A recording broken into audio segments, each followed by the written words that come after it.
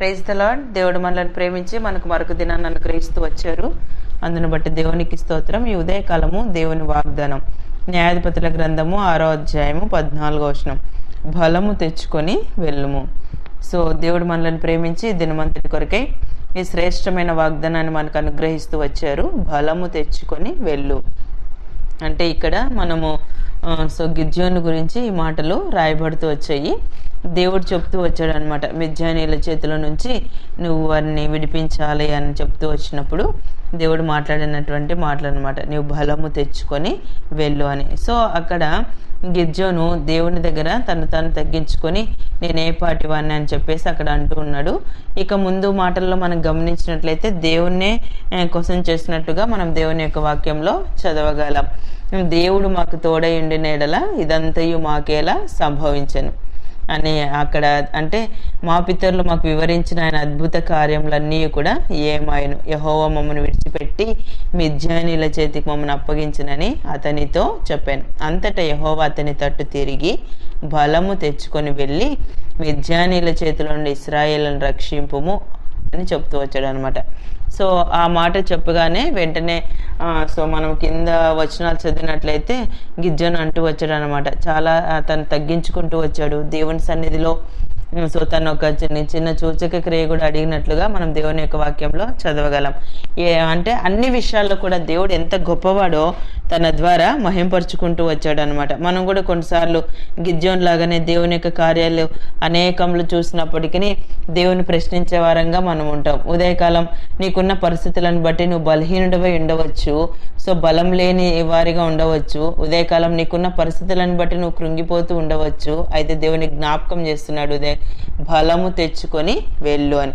న్యాయాధిపతుల గ్రంథం 5వ అధ్యాయం 21వ వచనం చదివితే, నా ప్రాణమా నీవు బలము పూని సాగుము. సో ఈ మాటలు దెబోరా బారాకు అంటే వాళ్ళు ప్రవచిస్తున్నటువంటి మాటలు అన్నమాట.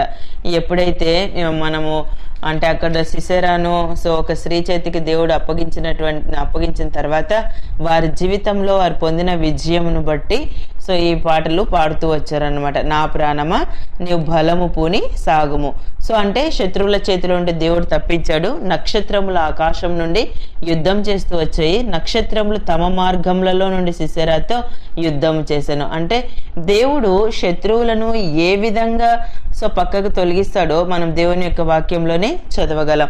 దేవుడు అద్భుతమైన కార్యాలు జరిగించే దేవుడు. ఎప్పుడంటే మనం కంప్లీట్గా దేవుని వైపు ఎప్పుడైతే మనం ఆధారపడతామో, దేవుని అంటే చిత్తం కొరకే మనం ఎప్పుడైతే వెయిట్ చేస్తామో, దేవునికి మనం ఎప్పుడైతే అప్పగించుకుంటామో, దేవుడు అద్భుతమైన విధానంలో మన జీవితంలో కార్యాలు జరిగించేటువంటి దేవుడు అనమాట.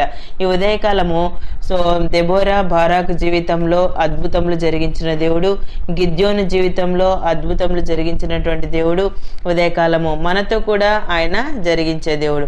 అంటే దేవుని మీద మనం ఎప్పుడైతే ఆధారపడతామో పరిస్థితులన్నింటిలో కూడా మనకి సహాయము చేయగలరు. నెహెమ్యా గ్రంథం 2వ అధ్యాయం 18వ వచనం చదివితే, మంచి కార్యం చేయుటకై బలము తెచ్చుకొనిరి. అంటే అక్కడ నెహెమ్యా తన జీవితంలో ఉన్న ఉద్దేశం ఏంటో మనందరికీ తెలుసు. అంటే దేవుని మందిరం విషయంలో అక్కడ పాడైన స్థితిని బట్టి ఆయన బలం తెచ్చుకుని దేవుని యొక్క కార్యాలు జరిగించడానికి పూనుకుంటూ వచ్చారు. సో నెహెమ్యా ఎప్పుడైతే అలాగా ఈ మంచి కార్యం చేయుటకై బలం తెచ్చుకుంటూ వచ్చాడో తనకు జరిగిన అవమానాలన్నీ దేవుని యొక్క వాక్యంలో రాయబడుతూ వచ్చాయి. అయినప్పటికీ ఆకాశమందు నివాసి అయిన దేవుడు తానే మా యత్నమును సఫలం చేయను గనుక ఆయన దాసులమైన మేము కట్టుటకు పూనుకొనుచున్నాము. ఎందుకంటే మాలో ఉన్న దేవుడు మా ప్రయత్నాలన్నీ కూడా ఆయన సఫలం చేసేటువంటి దేవుడు కాబట్టి మేము కట్టుటకు పూనుకొనుచున్నాం. ఉదయకాలం నెహెమ్యా వలె నువ్వు ఎరుగుదువా, నేను సేవిస్తున్నటువంటి దేవుడు గొప్పవాడు, ఆయన బలం లేని పరిస్థితుల్లో బలాన్ని మనకు అనుగ్రహించేటువంటి దేవుడు. అన్ని విషయాల్లో కూడా ముందుకు మనము ప్రభువుని గురిగా ఉంచుకొని ముందుకు సాగుతూ వచ్చినప్పుడు నెహెమ్యాకు అద్భుతమైన విధానంలో సహాయం చేసినటువంటి దేవుడు, దెబోరా బారాకు జీవితంలో అద్భుతములు జరిగించిన దేవుడు. సో గిద్యోను జీవితంలో జరిగించినటువంటి దేవుడు ఉదయకాలం మనం కూడా అదే దేవుని కలిగి ఉన్నాం, అదే దేవుని మనం సేవిస్తూ ఉన్నాం. సో మనం దేవుని వైపు చూసినట్లయితే అన్ని పరిస్థితుల్లో కూడా మనకు బలాన్ని అనుగ్రహించి ముందుకు కొనసాగేలా ప్రభు చేయగలరు. ఉదయకాలం నీకున్న పరిస్థితులను బట్టి నువ్వు కృంగిపోవద్దు, అధైర్యపడవద్దు. అంటే ఉన్న చోటునే కూర్చొని ఇంకేంటి నా పరిస్థితి, నేను ఇప్పుడు బలహీనుడినైపోయాను, ఏమీ లేనివాడినై ఉన్నాను, చేతకాని పరిస్థితిలో నేనున్నాను. సో అది అనారోగ్యమై ఉండొచ్చు, ఆర్థిక ఇబ్బందులై ఉండొచ్చు, రకరకాల చెప్పుకోలేని పరిస్థితులు ఉండొచ్చు, నువ్వు పనిచేస్తున్న స్థలాల్లో సో అనేకమైనటువంటి పరిస్థితులను ఫేస్ చేస్తూ ఉండవచ్చు, కుటుంబంలో నెమ్మది లేక ఉండవచ్చు. ఎలాంటి పరిస్థితుల్లో నీ ఉదయకాలం ఉన్నా దేవుడు నీకు వాగ్దానం చేస్తున్నాడు, బలము తెచ్చుకొని వెళ్ళు. సో నాలో బలవంతుడైన దేవుడు ఉన్నాడు, ఆయన నాకు బలాన్ని అనుగ్రహించేటువంటి దేవుడు అని ఆయన వైపు చూసినట్లయితే దేవుడు అన్ని సమయాల్లో నీకు బలము అనుగ్రహించగలరు. ఉదయకాలం దేవుడు అనుగ్రహించిన ప్రశస్తమైన వాగ్దానం మన జీవితానికి అన్వయించుకొని ముందు కొనసాగినట్లు ప్రభు మనందరికీ సహాయం చేయను గాక. ప్రార్థన చేసుకుందాం. ప్రేమైన తండ్రి, మీకు వందనాలు. యేసయ్య, మమ్మల్ని ప్రేమించి మాకు అనుగ్రహించిన ఈ ప్రశస్తమైన వాగ్దానాన్ని బట్టి స్తుతిస్తున్నాను ప్రభా. బలము తెచ్చుకొని వెళ్ళు అని సెలవిచ్చారు. ఉదయకాలం నిత్య జీవపు మాటలు వింటున్న మీ ప్రజలందరినీ కూడా జ్ఞాపకం చేసుకునండి. అన్ని పరిస్థితుల్లో మీరు సహాయపడుతూ రావాల్సిందిగా ప్రార్థిస్తూ యేసు ప్రభు నామమున ప్రార్థిస్తున్నాను తండ్రి, ఆమేన్.